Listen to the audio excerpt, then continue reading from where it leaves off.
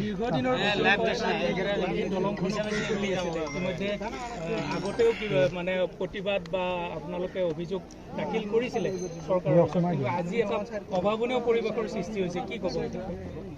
আজি যেতিয়া এই পৰিস্থিতিটো সৃষ্টি হৈছিল তেতিয়া ADC মেম তাতে নিজে আছিল। যেতিয়া সেইখন বাঁহৰ দলং IWৰ মানুহখিনি আহি ভাঙি দি আছিল তেতিয়া খাৰপুৰী ৰাইজে বা গাঁওধোৱা ৰাইজে একো কোৱা নাছিল। তেওঁলোক কেৱল এটাই কথা আছিল, আমি আইনী প্ৰক্ৰিয়াত যাম। তেখেতসকল আইনত যোৱাৰ ব্যৱস্থা কৰি আছিল। 4টা বজাত আজি DC ডাঙৰীয়াই মাতিছিল, তেখেতসকল আইনত যোৱাৰ কথা আছিল। কিন্তু তাৰপিছত যেতিয়া এইটো এটা আছিল ৰাইজৰ দলং, বিনা পইচাৰ দলং, পাৰ হোৱা দলং, সেইখন দলঙতে আমাৰ স্থানীয় হাজী এজন আয়ুব আলী তেখেত পাৰ হৈ যাওঁতে অমানৱীয়ভাৱে দলংখন বগৰাই পেলাই তেখেতক GMCHত পঠাব লগা হ'ল। তেখেত মৃত্যুৰ সৈতে যুঁজি আছে।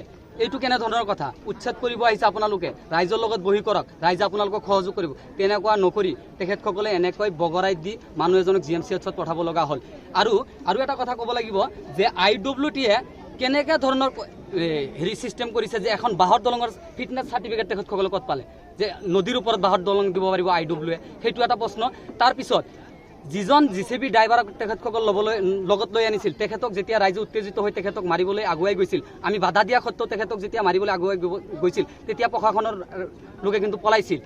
তেতিয়া আমি কৈছিলোঁ প্ৰশাসনক, মই নিজে ইনচাৰ্জজনক মই নিজে কৈছিলোঁ যে আপুনি সেই মানুহজনক বচাওক, সেইখন আমাৰ অসমৰ মানুহ, আমাৰ অসমীয়া মানুহ, আমাৰ মানুহ, সেইখন মানুহক বচাওক, যিহেতু আপোনালোকে সেইজন মানুহক আপোনালোকে মাতি আনিছে। কিন্তু তেখেতসকলে এইটো নকৰি তেখেতক মৃত্যুৰ মুখত ঠেলি দি তেখেতসকল পলাই গুচি গৈছে। আজি JCB ড্ৰাইভাৰসকলৰ নিৰাপত্তাহীনতাত ভুগিছে। মই এটা কথা কৈছোঁ, অসমৰ যিখিনি JCB ড্ৰাইভাৰ আছে আপোনালোকে সতৰ্ক হৈ যাওক। আজিৰ নিচিনা পৰিস্থিতি হ'লে আপোনালোকৰ ঘৰৰ ল'ৰা ছোৱালী কান্দিব, কোনো অসম চৰকাৰৰ বা উপায়ুক্ত মহোদয়ৰ ঘৰৰ ল'ৰা ছোৱালীকে নাকান্দে। আজি যি পৰিস্থিতিত আপোনালোকৰ ড্ৰাইভাৰক এজনক তেখেতসকলে নিৰাপত্তাহীনতাত ভুগিবলৈ থৈ দি তেখেতসকলে পলাই গুচি গৈছে, এইটো আমি অসম সংখ্যালঘু সংগ্ৰাম পৰিষদে ধিক্কাৰ জনাইছোঁ। আৰু আগন্তুক দিনবোৰত যাতে অসম চৰকাৰে বা BJP চৰকাৰখনে যাতে ইয়াতে আমাৰ বিনামূলীয়া এখন দলং কৰি দিয়ে। আপোনালোকে বিনামূলীয়া দলং কৰি দিব নোৱাৰে আৰু ৰাইজক পইচা দি পাৰ হ'ব দিয়ে। আৰু আমাৰ ৰাইজখিনিয়ে কি কৰিছে, নিজৰ গাঁঠিৰ ধনেৰে, তেখেতসকলে সদায় পইচা দিব নোৱাৰে কাৰণে নিজৰ গাঁঠিৰ ধনেৰে পইচা দি দলংখন বনাইছিল। সেই দলংখনত আপোনালোকৰ চকু পৰিছে। এনেকুৱা আমি কেতিয়াও সহ্য নকৰোঁ। অসম সংখ্যালঘু সংগ্ৰাম পৰিষদৰ স্পষ্ট দাবী, এইটো ফ্ৰী দলং হ'ব লাগে আৰু ইয়াতে এখন RCC দলং অতি শীঘ্ৰে বনাই দিব লাগে। অসমৰ মাননীয় মুখ্যমন্ত্ৰী হিমন্ত বিশ্ব শৰ্মা ডাঙৰীয়াক এইটো অনুৰোধ জনাইছোঁ।